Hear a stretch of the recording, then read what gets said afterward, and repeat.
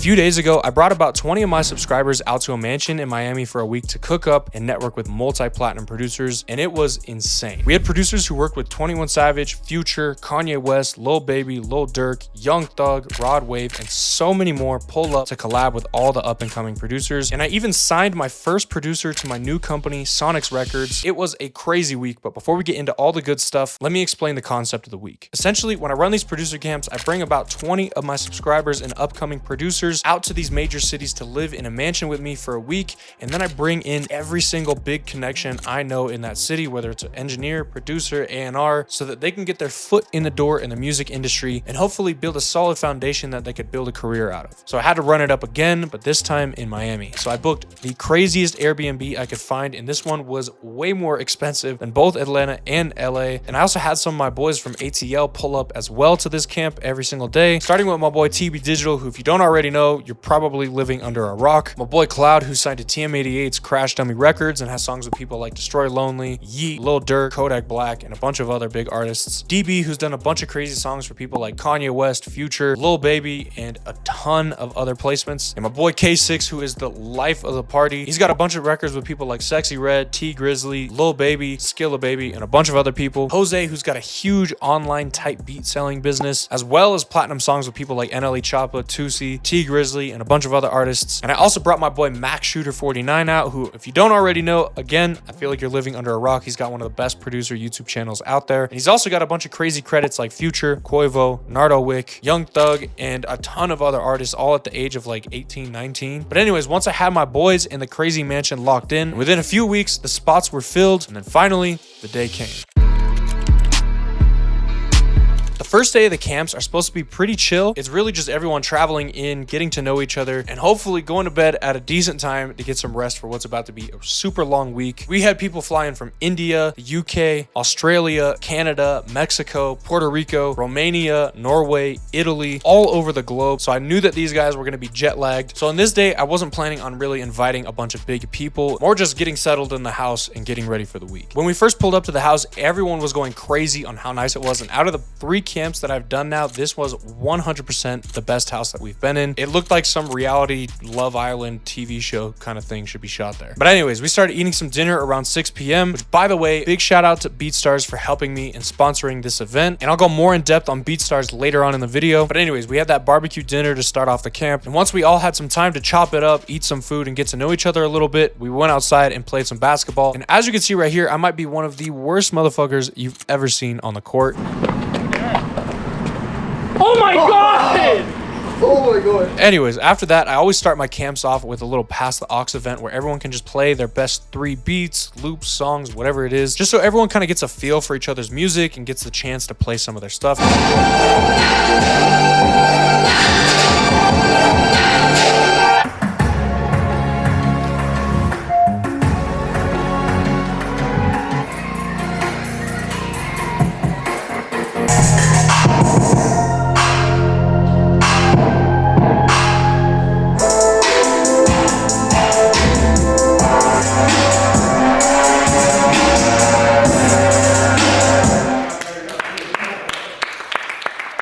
After listening to everyone's beats for a while, we all headed to bed at a decent time to try to get some sleep because I knew that we were not going to be getting any sleep the rest of this week. We're going to be up all night networking and cooking up with these big people that are coming through. So with that, the first night of the camp was over. All right, first full day. We're out here in Miami. Sunny, beautiful. We're about to start cooking up, about to do a master class soon, and then we're gonna invite everyone over to the house and start going crazy. So the typical day at these camps looks something like this. Wake up at around 10 a.m., eat some food, cook up a little bit, chop it up, and then around noon, I teach a master class, and after that, we essentially just cook up all day and all night, trying to get as many big industry people in the house as possible, and we had a ton of dope people pull up this day. And for the master class today, I started off with one of the most important classes I do during these camps, how to network in person. For a lot of these producers, it's the first time that they've been in the room, in the studio with big producers, producers, big artists. So I feel like it's a really important class to kind of teach them some kind of etiquette of how to act, how to not act. And also, I'm really pushing them to get out of their comfort zone, especially if they're introverted, and actually talk to people. So I'm trying to give advice on how to approach people, how to get people's numbers so that you can send them loops or send them beats or whatever it is later on. And overall, just giving a bunch of advice on networking when you're actually in the room with these people so that they could get the most out of this camp and get the most connections possible. It's more important to get relationships while you're here than make a million beats. You want to make sure that you don't meet all these people, get all these phone numbers, and then do fucking nothing on them. I'm gonna do my best to like get everyone I fucking know in Miami out here. I'll try to help you guys as much as I can, but it's up to you guys to like put yourself out there and actually make the connections. So once I wrapped that up, I started texting people on my phone and having them come through to the house. First one being my boy Max Shooter 49. I chopped it up with him for a little bit, and then he got busy starting to cook up with some people from the camp. And then my boy Dub the Prodigy pulled up, who's actually Bossman D-Lo's engineer and producer, and he immediately locked in and started going crazy, cooking up all night with everyone from the camp. I swear I saw him whenever I brought him into the house, and then I saw him later at like 6 in the morning when he left. He was just working that whole time, which is always awesome to see people who are just locked in like that. Anyways, around the same time, my boy Ray Emmanuel pulled up, who's a crazy artist, and he actually ended up recording a song at the camp with me and my boy Orsix's beat. Trying to hit the family up like when the fuck are we moving? To that day I'm in the studio, and truth be told, they say the boy is a humble spirit, but he do be bold. A little bit later, my boy DJ Sidereel pulled up, who is the tallest motherfucker I've ever met. I swear to God, it was crazy. But he played me a bunch of fire stuff that we've been working on, and he ended up calling a bunch of big songwriters from Miami to come out to the house and start cutting demos for big artists with the people at the camp. Which I'll be real, until I started working with Sidereel, I was really not hip to how important songwriters are. You have a way better chance at getting big records if you're working with a songwriter who works with X artist than you do if you're just trying to send beats directly to that artist. Anyways, we had a bunch of other big producers pull up, like my boy Juco. We had a Grammy-nominated producer duo pull up called Younger Next Life, and they make some of the craziest samples that have been used with artists like Future, NBA Youngboy, Lil Baby, and a ton of your favorite producers. And then my boys that I was talking about earlier from ATL finally touched down in Miami. So we had K6, TB, AYB, Cloud, and Jose all pull up this night, as well as my boy Wave 808, who's been going crazy producing and engineering for artists like Rob49, YTB Fat, Low Shimmy, Hurricane Wisdom, and a bunch of those big Florida guys. Finally, we had Young Tego, who's produced a ton of songs for Rod Wave, especially a lot of his earlier stuff. And to be real, we didn't get every person who came through to the house on camera because, one, there was just so much shit going on in the house, but also the camera guy wasn't there the whole time until fucking 6 in the morning when we stopped working. But anyways, once everyone was in the house, we all just started networking, cooking up, shooting the shit, and just having a good time.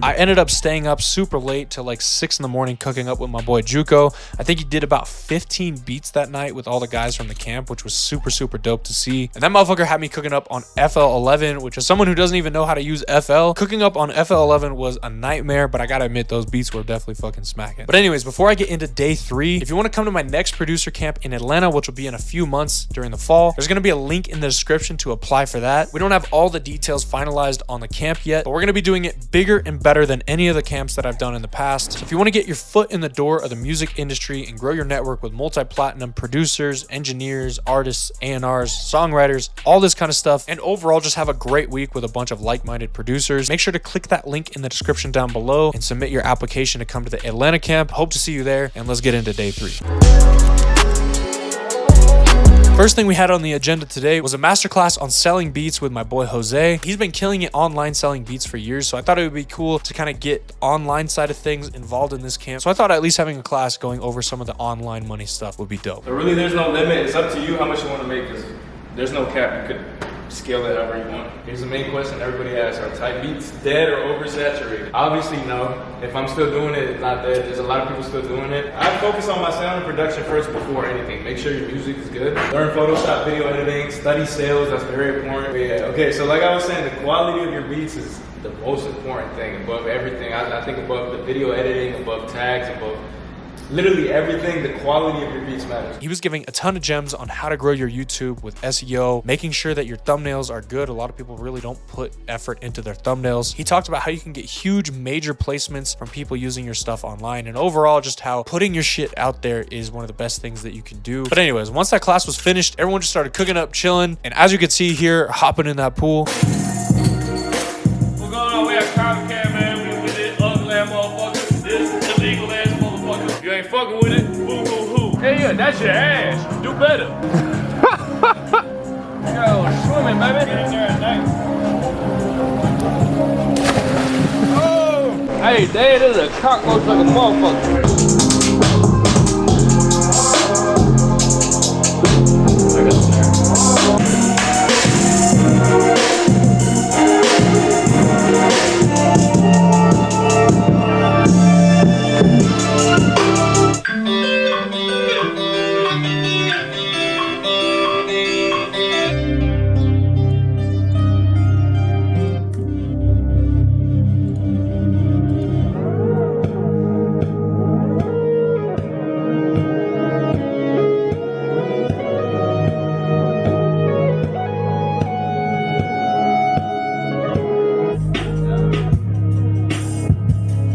And like I mentioned earlier, the last night was crazy. I invited everyone I could think of, and honestly, it was kind of hard to get good work done just because it was so packed and there was so much stuff going on. And I didn't even mention a lot of the people that ended up coming through that night. We had streamers, A&Rs, engineers, some artists that were signed to Trippie Redd, and a bunch of people in the house. So this night, I wanted to keep it a little bit more chill, and I just had kind of the main guys that ended up coming most of the nights of the camp. People like Mac, Juco, TB, DB, YB. That's a lot of B's. Jose, Cloud, Younger Next Life, my boy Dub, Bailey Sample pulled up, Jacob Benjamin, Day Party. Once we had everyone in the house, everyone started working, making beats, loops, songs, and overall just getting working.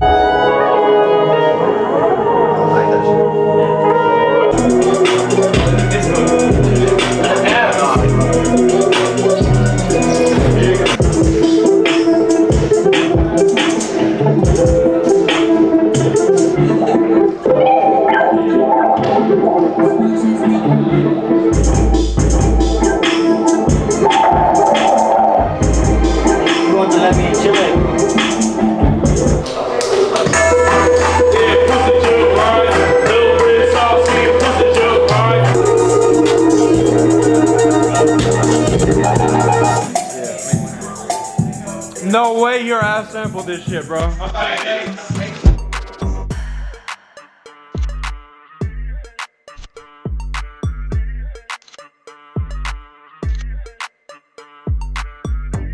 My boy Reggie also pulled up with his Prophet 10, and everyone started going crazy, making some synth loops with that.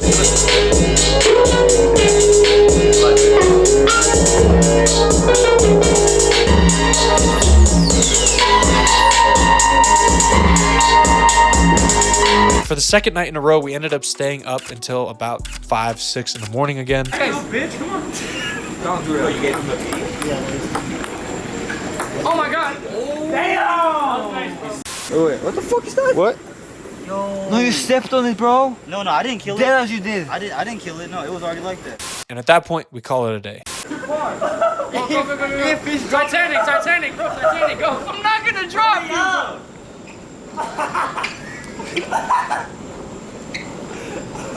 We're gonna see it. Give me a look in.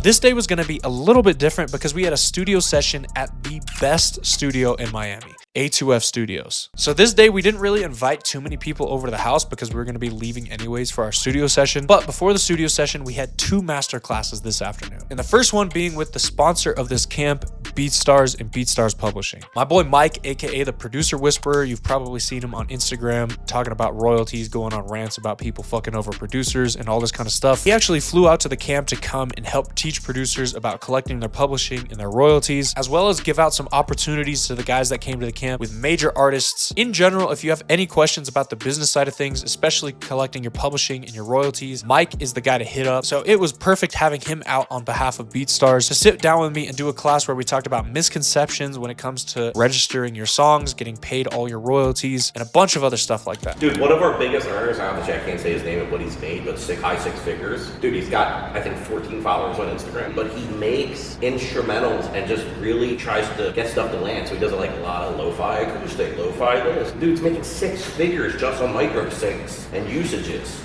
and YouTube shorts and like these reels, like and all that. That's what I'm saying. It's not necessarily always about the streams, it's about the impact of the record altogether. And I'm not just saying this because they sponsored the event, but I really think BeatStars Publishing is a great place for a lot of producers to go and start collecting their publishing royalties. And while you can technically do it yourself and collect from every royalty company in the world, that would pretty much be a full-time job. So having a big company like BeatStars who collects through Sony is super, super good for collecting every single dollar that you're owed from your music. And aside from the business side of them doing a good job collecting your money, the people at BeatStars are super genuine and are some of the most helpful and just honest people that I've met in the music industry, which is super hard to find. So I'll put a link in the description down below if you want to sign up for BeatStars Publishing to make sure you're getting all the money that you're owed from your songs, whether you got major songs with huge artists or a bunch of small independent releases. You've probably got some money out there. Anyways, after that class with BeatStars, we did this little thing I called the industry panel. Essentially, instead of me just teaching a class, I had all those guys that flew in from ATL all sit down with me together, and we did a kind of conversation and Q&A, giving advice to upcoming producers on what it's really like to work in the industry and all that good stuff. You might be standing outside the pool, you see someone swim, you like, I don't do that shit. You jump in, boy, you ain't even getting up to the surface, you better drown. I always tell people, like, really understand what the hell you're getting into. If you're gonna do it, full send that shit. Don't half-ass it. Talking about chasing placements, think this one song is gonna change your life, bro. But these labels don't give a fuck about you. These rappers don't care about you. The only thing that you need to focus on and prioritize is yourself, your personal brand. That's the only thing that's going to help you get some longevity. And everybody hard. Everybody can make hard shit. Everybody can get arcade, AI, a loop. Like everybody make hard shit. So what really make you stand out? You know what I'm saying? Like, When you're the dude who's trying to work with a bigger dude, you want to figure out how you can fit into their workflow and make it easy. Like you can plug in and offer them value. But also, I don't think anybody said this, because we are individuals. Sometimes you need a team. Sometimes someone might know some knowledge or something. All you gotta do is just listen. Like have that group of people you feel like that can relate to you some kind of way. Once we wrapped up the panel, we all ate some dinner and headed to the studio. So when we pulled up, everyone was just kind of taking in the vibe, taking pictures of the plaques that were on the wall, playing their beats on those big ass speakers. And in the past camps, I've only booked 1 room usually, but for this one, we had 3 lounges that had PS5s, snacks, all that kind of stuff, as well as 2 big studio rooms all to ourselves. This place had live drums, live piano, synths, a ping pong table, and overall was just such a dope, chill vibe there. So we got busy cooking up and also taking a bunch of content, because I feel like the more valuable thing, especially for these up and coming guys, is getting some content and some pictures that you can post online of you being in the studio, in rooms with big people and all this kind of stuff. So to be honest, just getting content and footage and pictures of everyone working at these studio sessions is a big reason why I booked these sessions in the first place, as well as just the experience of being able to cook up in a state-of-the-art crazy studio. And real quick, I just want to give a shout out to my assistant Vale and the photographer that he brought, Lucas, for killing all the content and pictures of the week. I was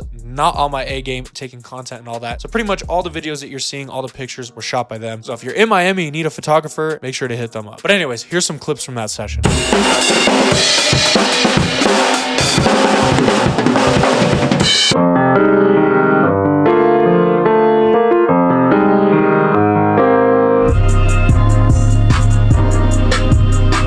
Hey everybody. Okay. Yeah, make a new version of this beat.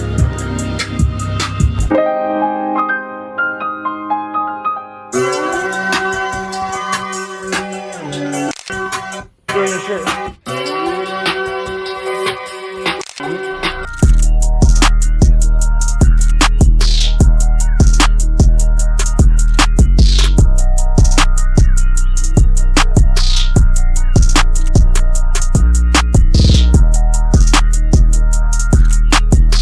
Towards the end of the session, Cloud and Mac had me cooking up on FL again, which is a common theme that I'm seeing time and time again during these camps. And I'm not gonna lie, I'm starting to see the hype a little bit. Evidence that he actually. I told you, let me get a basic idea. You can sauce it up. I don't know how to sauce it up in FL. Let's see that. There you go. I'll try.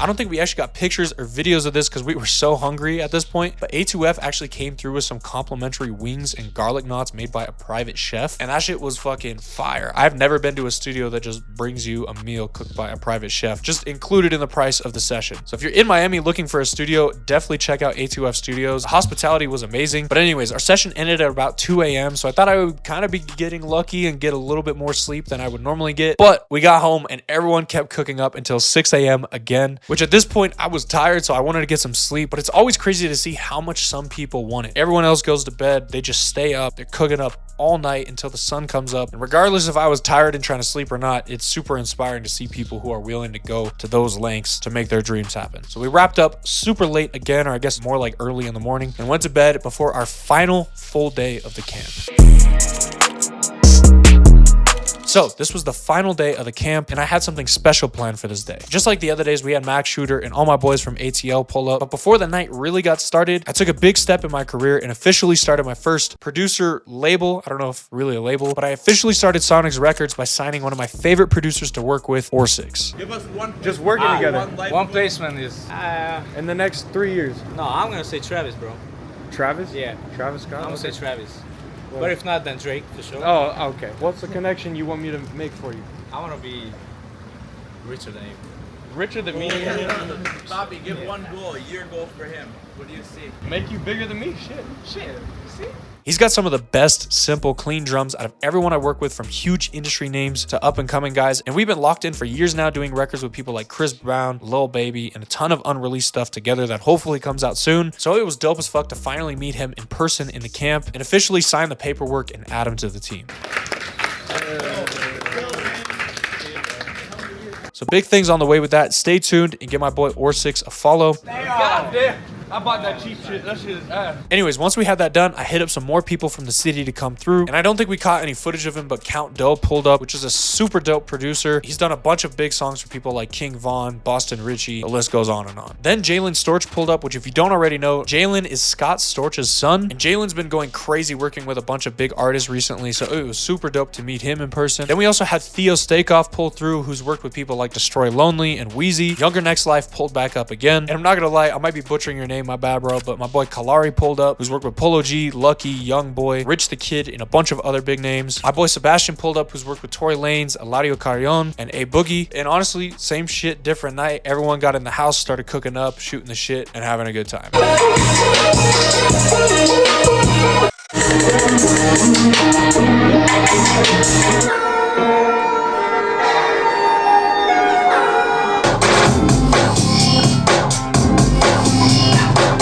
That plays really in the background.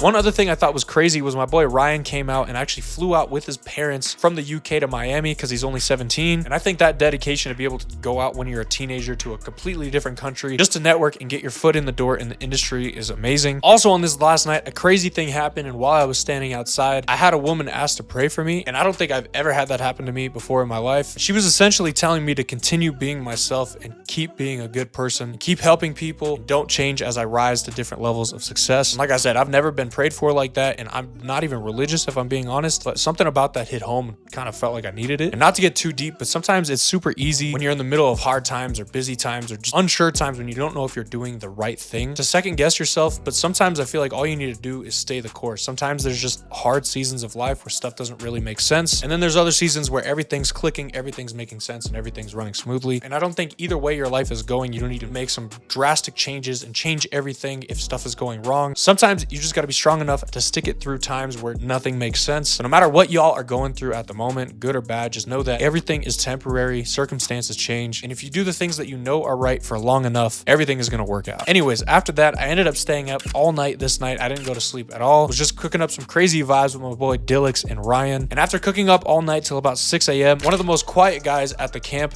Dim, who pulled up with someone else that was invited to the camp. I didn't know him until we met at the camp, but he's got a bunch of crazy credits like Don Toliver, Lil Uzi, Gunna, and Well, and a bunch of other people. He played us a ton of crazy unreleased records with some of my favorite artists, and hearing him talk about his mindset and just philosophy around making music was super eye-opening and just cool. I feel like one of the dopest things about coming to camps like this, regardless of connections and like just working with people because they're big names and all that, whether it's watching someone cook up and you see someone do something in their computer that you would never do in your, like you just never thought to do that in your DAW. I feel like I just pick up a thing or two from each person that I meet, different perspectives, and just being in person and seeing this stuff live in action. It's super inspiring and also just super eye-opening to see that not everyone does stuff the exact same way that you do stuff. But like I said, didn't end up going to sleep this night because we had to leave the B&B at 10 a.m. It was already like 7 in the morning. So I ended up cleaning up a little bit, waking everyone up at about 9 a.m. to pack up their stuff and get ready to leave the house. And that was pretty much the end of the camp. And just like LA and Atlanta, this was an amazing experience. I feel like something I've learned about myself through doing these camps is connecting other people is one of my favorite things to do. Seeing the look on an up-and-coming producer's face whenever I put them in the room with one of their favorite producers or someone who's working with their favorite artists, and now they have an actual opportunity to work with these big artists that they've always wanted to work with, is super fulfilling. And I plan to just keep getting it better and better and have better connections come to each one of these camps for you guys. Thank you for making it to the end of this video. And quick reminder, if you want to come to my next producer camp, which will be in a few months in Atlanta, hit that first link in the description down below to submit your application for that. And if we choose you out of the submissions, we'll send you an email. But yeah, first link in the description down below. Thank you for watching the video, and I'll catch y'all. Peace.